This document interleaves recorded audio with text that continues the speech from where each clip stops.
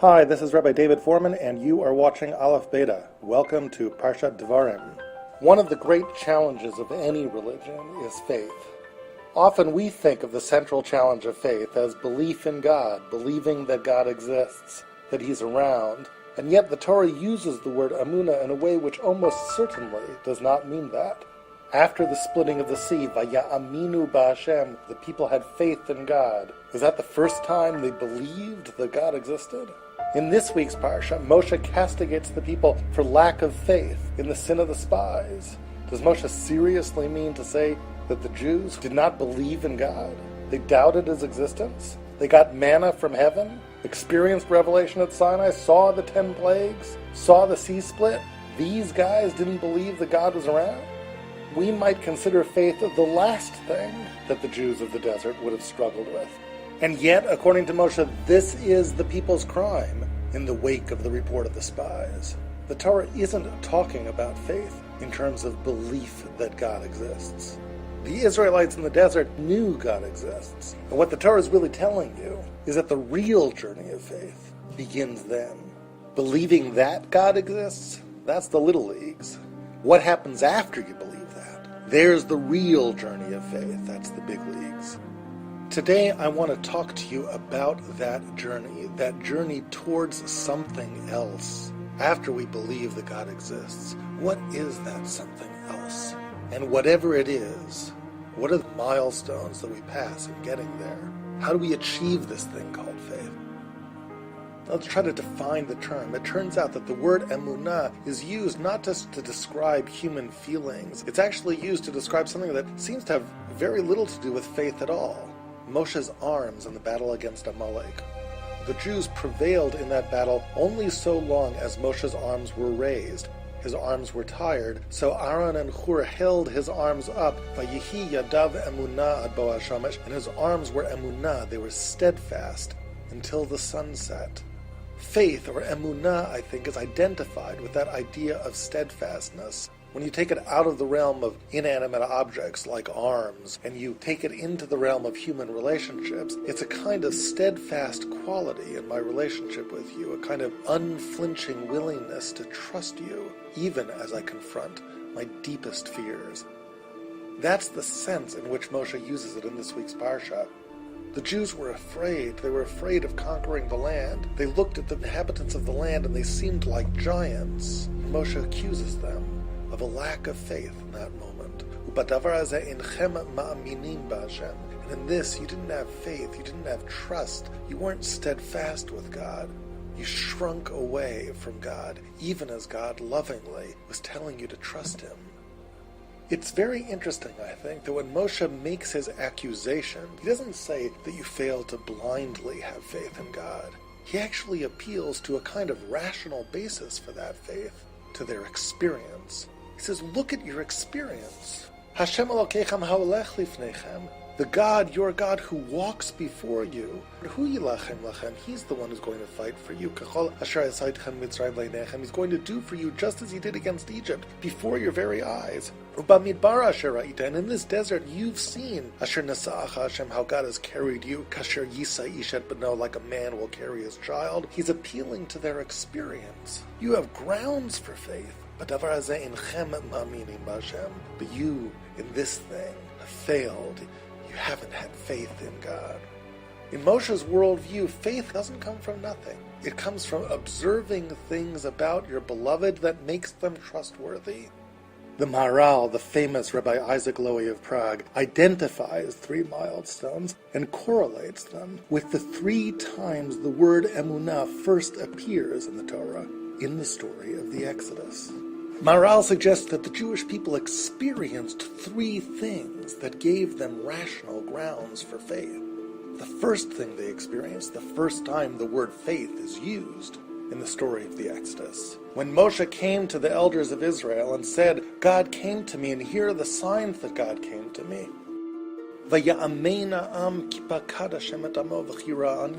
The Israelites understood that God saw their suffering. The first thing the Maharal says is, I need to know that you care for me, that you have empathy for me, that you see my suffering. But if all I know is that, it is still not rational for me to place my faith in you. I need to know more. The next time the word faith appears in the Exodus story is at the splitting of the sea. Vayaminu b'Hashem b'Moshe avdo. The people believed in God and Moshe his servant. What did they see then? They saw an incredible display of the power of the Master of the universe. In order to really have faith in you, it's not enough for you to have empathy. You also have to have the power to help me. But even if I know that you have the power to help me, and even if I know that you care and you have empathy, I still need to know one more thing. And that brings us to the third instance of faith recorded in the Torah. It happens at Sinai. God says, I will come to you, Moshe, and I will speak to you in a way that the people will be able to hear me speaking to you. V'gam b'cha ya'aminu la'olam, so that they should have faith in you and in the communication between me and you forever. If I know that you have power and I know that you care for me, but I do not know that you understand me, if I suspect that perhaps you're so wrapped up in your own world that you cannot really get what it is that I need, I still cannot place myself in your hands. When the Jewish people saw God, who was so different from them, a being that you cannot touch, that you cannot feel, that you cannot see, actually successfully communicate with Moshe, they became convinced that God understood Moshe and Moshe understood God. Then the final ingredient for faith existed. If I know that you love me and that you feel empathy towards me, if I know that you have the power to help, and I know that you really get what it is that I need, then I can trust you. There are grounds for me to place my faith in you, and then the real challenge occurs. My faith at that moment is still a product of an act of will, of sheer power on my part, to confront my fears and to take that leap. Trust is always hard. To steadfastly place yourself in the arms of your beloved, even as your beloved reassures you that they will take care of you through the darkest night, through the greatest terrors. It's a tough thing. When you steadfastly place your fate in the hands of someone who loves you, when you abandon yourself to them, you achieve a dizzying kind of intimacy with them. That intimacy, as rewarding as it is also scary. It's a kind of leaving yourself behind, a kind of merging unabashedly with another. There's no more hiding. What of my sense of self? Am I losing it all to you? Loss of control involves a loss of self. And loss of self is always scary. And if you're the entire Israelite people, it's scary with God. It's easier to just shrink back and say, God, I'm just not going to do this. I'd rather go back to Egypt. And it's here that you get to the great consequences of failing to have faith. Because listen carefully to the bone-chilling words that the people say when they shrink away from God in the sin of the spies. They don't just say, we couldn't do this. They say, B'sinat Hashem otanu hotzianu miMitzrayim. It was in God's hatred of us that they took us out of Egypt. It sounds like insanity. How could you say that? That's what lack of faith will do to you. If I have grounds to place my faith in you, if I know that you love me, I know that you have the power to help me, I know you understand me, and I balk at my willingness to cede control to you, I have to explain that failure to myself. What will I tell myself?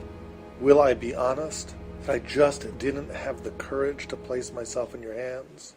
Or will I lie to myself and to you and compromise one of those three pillars? In the case of the Jews, the pillar they compromised was love. They found a way to look back on their experience and say, our experience teaches us that God doesn't love us, He hates us. As crazy as it is, it's the only way that they can come to rationalize their unwillingness to place their faith in God. And this is why the challenge of faith is such a challenge. Because when faith is warranted, when our experience gives us reasons to extend ourselves in trust, but we fail to take that leap which has an element of blindness, the willingness to just let go and let our beloved lead us through our darkest fears. Once we reach that point, our relationship will never be the same. If we do it successfully, we will have achieved the most dizzying kind of intimacy with our beloved. But if we fail, everything can come crumbling down when we tell ourselves that really there was never any love there at all, and we are not to blame. May we rise to this challenge when it's asked of us in all of our relationships, with God, with our wives, with our husbands, with our children, with our parents. It is a supreme test, one we dare not fail. This is your brain. This is your brain on Tisha B'Av. This is your brain on Tisha B'Av at aleph-beta.org. Join us for the afternoon. Your brain and your heart will thank you.